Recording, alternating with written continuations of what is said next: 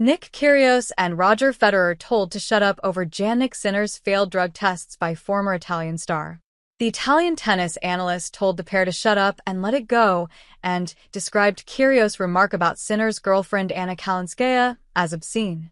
Ahead of the U.S. Open, which Sinner won, the International Tennis Integrity Agency ITIA revealed the world number one had avoided a ban for failing 2 drug tests in March, as it was ruled he bore no fault or negligence. The Italian tested positive for low levels of clostebol, a banned anabolic steroid, on March 10th and 18th during and after the Indian Wells Masters. Sinner received an automatic provisional suspension for each test, but he was allowed to continue playing after appealing to an independent tribunal for both instances. The ITIA accepted Sinner's explanation that the substance had entered his system as a result of contamination from a support team member who had been applying an over-the-counter spray containing clostebol to their own skin to treat a small wound.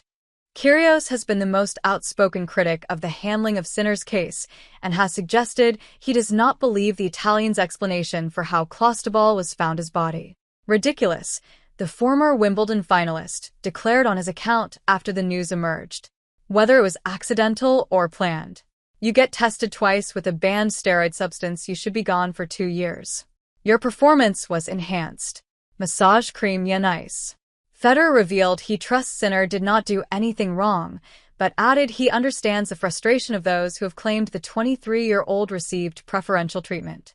I understand the frustration of, has he been treated the same as others? And I think this is where it comes down to, the 20-time major champion said on the Today program. I think we all trust pretty much that Jannik didn't do anything, but the inconsistency potentially that he didn't have to sit out while they weren't 100% sure what was going on, I think that's the question here that needs to be answered. But look, it is what it is, and we need to trust the process as well of anyone involved here. Speaking on La Telefonata podcast, Bertolucci asserted he did not like what either Kyrgios or Federer said about Sinner's case. Kyrgios and Federer? None of the two I liked on Sinner. You have to shut up and let it go.